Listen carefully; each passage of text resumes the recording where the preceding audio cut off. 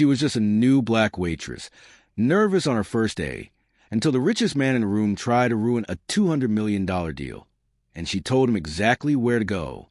Maya Ellis adjusted her crisp white blouse for what felt like the 100th time and smoothed down her black apron. She stood at the entrance of La Belle Étoile, Manhattan's most opulent Italian restaurant, her heart thumping in rhythm with the echo of her shoes against the polished marble floors. The air smelled faintly of truffle oil, fresh bread, and roasted garlic, a heady mixture that excited and intimidated her in equal measure. This was her first day, her first real job in a city she had moved to with nothing but a suitcase and sheer determination. The weight of the opportunity pressed on her shoulders. She wasn't just serving food.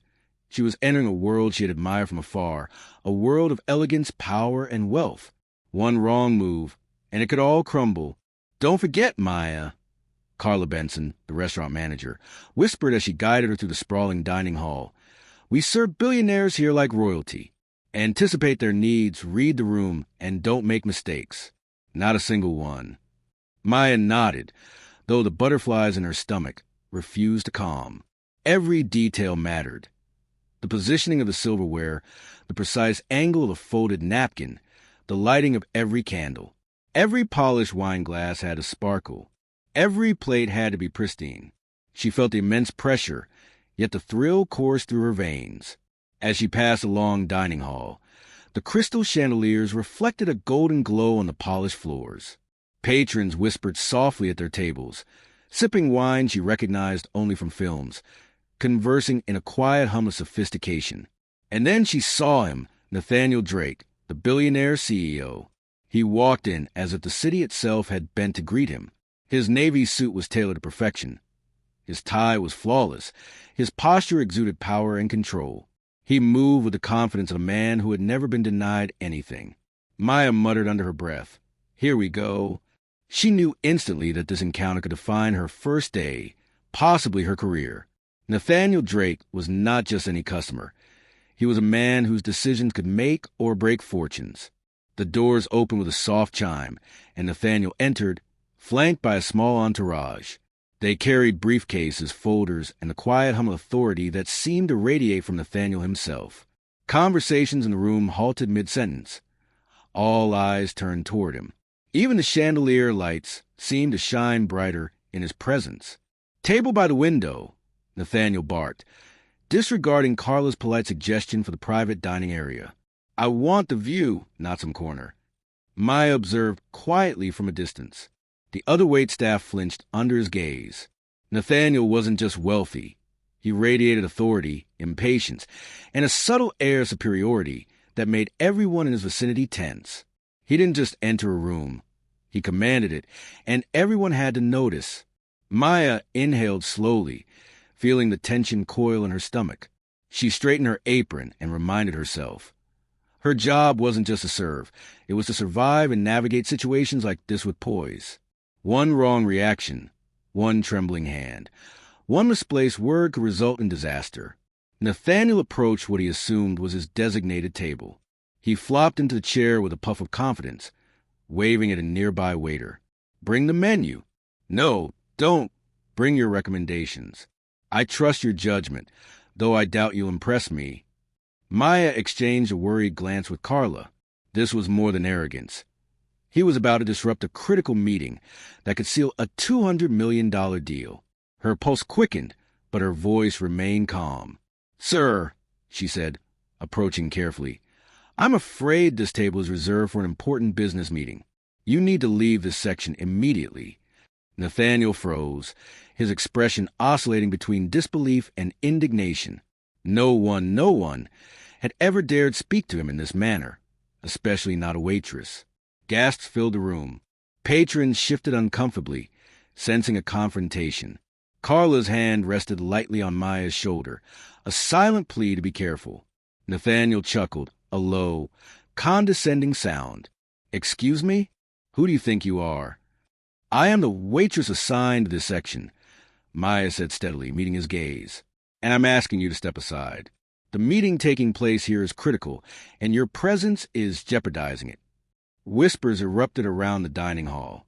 Some patrons leaned forward to see the exchange, eyes wide.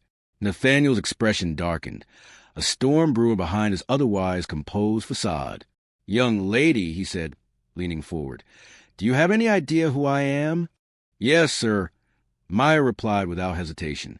"I know exactly who you are, and that's why I'm asking you to respect this space. If you remain here, the $200 million deal on the table could fall apart." Nathaniel's jaw clenched. Never before had someone dared speak to him like this, especially someone serving espresso and bruschetta. A heavy silence settled in the room. Nathaniel's entourage shifted uneasily. Across the table, Richard Hughes, the potential investor, raised a subtle eyebrow, intrigued. "Young lady," Nathaniel said, "try to regain control. I am a VIP. No one tells me where I can or cannot sit." Maya's eyes didn't waver. "And yet, sir, your behavior right now is risking millions. Sometimes money doesn't protect you from consequences. Please, follow my instructions, and I promise this will all be smoother." The waitstaff watched in awe. Nathaniel's confidence wavered, and for the first time, he looked uncertain. Maya's quiet assertiveness had cut through his arrogance. Richard Hughes spoke, his tone calm yet firm. "Nathaniel, I think the young lady is right. This meeting is crucial. Perhaps you should step aside and allow us to continue." Nathaniel's face flushed, a rare sign of humility. He hesitated, then rose reluctantly. Maya led him to a different table, her movements precise despite the pounding of her heart. As she placed a fresh cup of coffee before him, Nathaniel's eyes betrayed a mix of grudging respect and newfound humility. He didn't speak immediately. Instead, he studied her, silently acknowledging the courage it took to stand up to him. Maya felt a spark of pride ignite within her. She had faced a billionaire and remained unscathed, proving that composure and integrity mattered more than rank or wealth. After the meeting concluded successfully, Nathaniel found himself alone in the restaurant. Maya approached him, placing a fresh espresso cup on the table. "You did what?" he asked, genuinely curious, softer this time. "Why did you speak up?" "Because someone had to," Maya replied simply. "And someone had to protect the people relying on that meeting." Nathaniel studied her carefully. There was no fear, no hesitation, only quiet authority. He felt humble for the first time in years. Realizing how many critical opportunities he had almost squandered due to arrogance, he spoke softly. "You're remarkable. Most people would have cowered." Maya smiled politely. "And most people wouldn't have learned anything if they hadn't been challenged." Later that evening, Carla Benson approached Maya, her face beaming. "Maya, you were incredible. I've never seen anyone handle him like that." "I just did what needed to be done," Maya replied modestly. Nathaniel, overhearing, added, "I want to ensure you are recognized. Consider this a bonus. And in the future, I hope to work with someone as capable as you." Maya's chest swelled with pride. The recognition from a billionaire was validating, but more importantly, she realized her voice mattered. No matter how small she felt in a room full of powerful. Nathaniel left the restaurant, his confidence tempered by reflection. He had almost lost a $200 million deal because of arrogance. Richard Hughes, impressed by Nathaniel's humility and respect for Maya's intervention, finalized the deal. Meanwhile, Maya returned to her duties, her presence unnoticed by most, yet she had altered the course of events. She had reminded everyone that courage and integrity could change outcomes, even in the highest stakes situations. In the weeks that followed, Maya's confidence grew. She became a respected figure at La Belle Étoile, admired by colleagues and managers. Nathaniel occasionally checked in, offering small gestures of mentorship and appreciation. Maya knew her life had changed subtly but meaningfully. Standing up for what was right, even against immense power, could transform not only her life but the lives around her. One evening, as she polished the last set of silverware, she smiled quietly. One act of courage could ripple across the highest towers of wealth and influence, a ripple she had just begun to create. Maya's courage that day wasn't just about standing up to a billionaire. It was a reminder that integrity and confidence matter more than wealth, power, or status. One person, with the right words at the right moment, can change the course of events, inspire respect, and even earn recognition in the most unexpected ways. From that day forward, Maya didn't just serve tables. She carried herself with quiet confidence, knowing that her voice mattered, her actions had weight, and her courage could ripple far beyond a single room. Sometimes, it's not the money or the title that makes a difference. It's standing up for what's right, even when no one else will.